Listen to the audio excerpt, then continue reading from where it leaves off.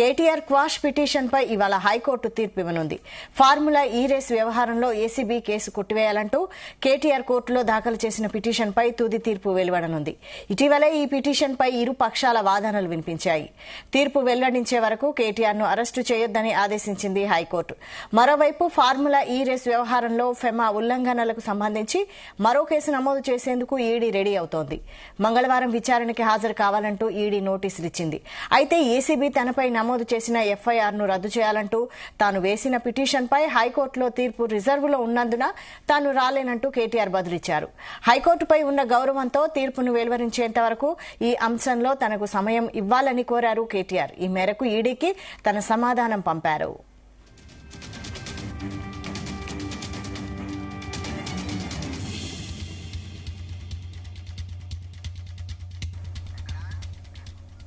ఈ అంశంపై మరిన్ని details crime bureau chief Raviteja అందిస్తారు. రవితేజ,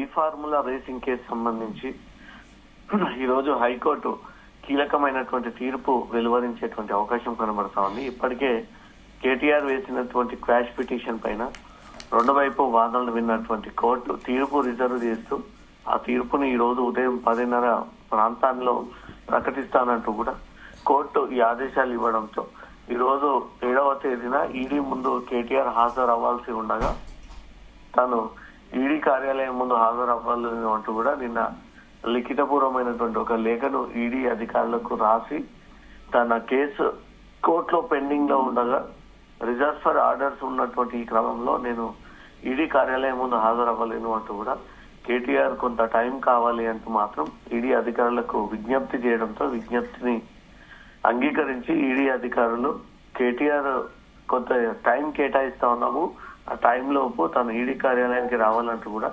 రెండోసారి ఈడీ ఈ విషయాన్ని గుర్తు చేస్తున్నట్టుగా తెలుస్తోంది. ఈ రోజు 10:30కు కేటీఆర్ వేసినటువంటి క్వాష్ పిటిషన్ తను ఈ కేసులో తన పేరు ప్రమేయం లేకుండా తన పేరును తొలగించాలి, ఎఫ్ఐఆర్ ని క్వాష్ చేయాలంటూ కూడా తను వేసినటువంటి పిటిషన్ పైన 10:30 ప్రాంతాల్లో కేటీఆర్ సంబంధించినటువంటి తీర్పు వెలువరించనుంది. దీంట్లో తనకు అనుకూలంగా రావచ్చు, వ్యతిరేకంగా కూడా రావచ్చు. అనుకూలంగా తను అనుకున్న విధంగా అరెస్ట్ చేయకూడదు, కేవలం విచారణ మాత్రమే జరపాలంటూ కూడా తను ఈ ఎఫ్ఐఆర్ ని క్వాష్ చేయాలంటూ మాత్రం కేటీఆర్ కోర్టు దృష్టికి తీసుకెళ్లడం జరిగింది. దీంట్లో కోర్టు ఏసీబీ వ్యవహారంలో మేము ఇంత డీప్ గా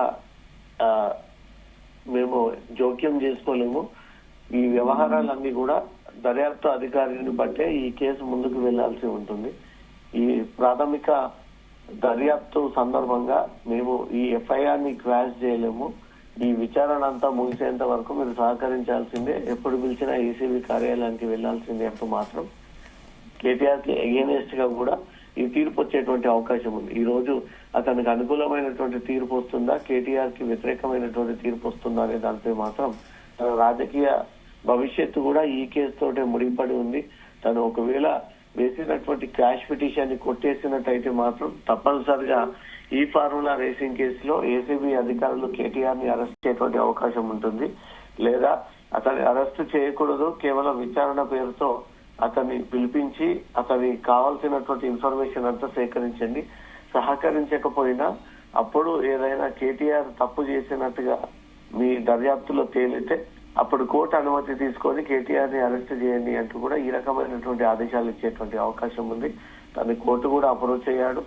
ఇటు ఈడీ, ఏసీబీ రెండు దర్యాప్తు సంస్థలు కేటీఆర్ విషయంలో ఎట్ ఏ టైం విచారణ జరుపుతా ఉంది. ఈ నెల 2, 3 నిన్న 6వ తేదీన ఈ కేసులో ఉన్నటువంటి 3 నిందితులని సైతం ఏసీబీ కార్యాలయానికి హాజరు కావాలంటూ నోటీసులు ఇచ్చినప్పటికీ 2వ తేదీన 3వ తేదీన అరవింద్ కుమార్, బిఎల్ఎన్ రెడ్డి డుమ్మాగొట్టగా నిన్న కేటీఆర్ హైడ్రామా క్రియేట్ చేసి తమ న్యాయవాదులని లోపలికి అనుమతించాలంటూ కూడా కొద్దిసేపు హంగామా చేసి తిరిగి అక్కడి నుంచి కూడా వెళ్లిపోవడం జరిగింది. కేటీఆర్ ఏసీబీ అధికారులకు ఒక లేఖ రాయడము, ఏసీబీ అధికారులు మళ్లీ తిరిగి కేటీఆర్ కి నోటీసులు అందజేసి ఈ నెల 9వ తేదీన ఏసీబీ కార్యాలయం ముందు మీరు ఒక్కరు మాత్రమే హాజరవ్వాలి, ఏ ఒక్క న్యాయవాది హాజరు అవ్వకూడదు అంటూ కూడా ఈ విషయాన్ని గుర్తు చేస్తూ మరో 2వ నోటీసు కూడా కేటీఆర్ కి అందజేయడం జరిగింది. ఈ అన్ని పరిణామాలకి ఇక్కడితో ఫుల్ స్టాప్ పడాలి అంటే ఈ రోజు కోర్టు ఇచ్చేటువంటి నిర్ణయం బట్టే ఈ కేసు ముందుకు వెళ్ళనుంది. కోర్టు కేటీఆర్ కి అనుకూలంగా ఇస్తుందా వ్యతిరేకంగా ఇస్తుందా అనే దానిపై కొన్ని గంటల్లో ఈ వ్యవహారం సంబంధించినటువంటి తీర్పు ప్రకటించేటువంటి అవకాశం ఉంది వైశాలి. అయితే ఈ ఫెమా ఉల్లంఘనపై ఈడీ మరో కేసు ఫైల్ చేసినట్టు తెలుస్తోంది. దీనిపై కేటీఆర్ ఏమంటున్నారు? మొదట పిఎంఎల్ఏ యాక్ట్ ప్రకారంగా ప్రివెంటివ్ మనీ లాండరింగ్ యాక్ట్ ప్రకారంగా 55 కోట్లకు పైగా డబ్బు అక్రమాలు జరిగాయి అన్నట్టుగా కూడా రాష్ట్ర ప్రభుత్వం గుర్తించి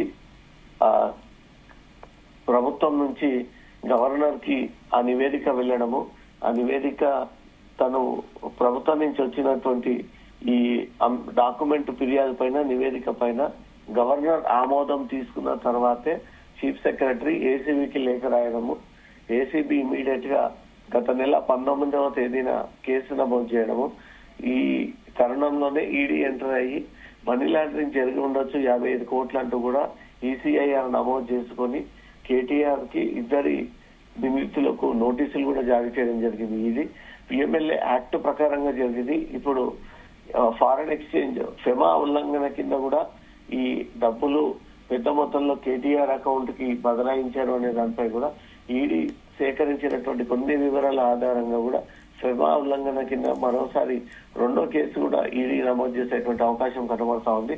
ఒక పక్క ఏసీబీ, ఒక పక్క పిఎంఎల్ యాక్ట్ ప్రకారంగా ఈడీ, మరో కేసులో ఫెమా ఉల్లంఘన పాల్పడినందుకు కూడా ఈ ముగ్గురు పైన కొత్త కేసు నమోదు చేసి ఆ కేసులో కూడా వీరికి నోటీసులు అందించేటువంటి అవకాశాలు ఉన్నాయి. ఫర్దర్ గా కేటీఆర్ విచారణ పేరుతో ముందుకు వెళ్లాలన్నా, తనని అరెస్ట్ చేయాలన్నా, స్టేట్మెంట్ రికార్డ్ చేయాలన్నా, ఏదైనా ఈ రోజు కోర్టు నిర్ణయించేటువంటి తీర్పుని బట్టే ఇక ముందు కేటీఆర్ తో దర్యాప్తు సంస్థలు వ్యవహరించేటువంటి అవకాశాలు ఉన్నాయి. కాబట్టి కోర్టు ఏ రకమైనటువంటి తీర్పుని ఇవ్వబోతోంది అనేది మాత్రం టెన్షన్ నెలకొంది. రైట్. Thank you Raviteja.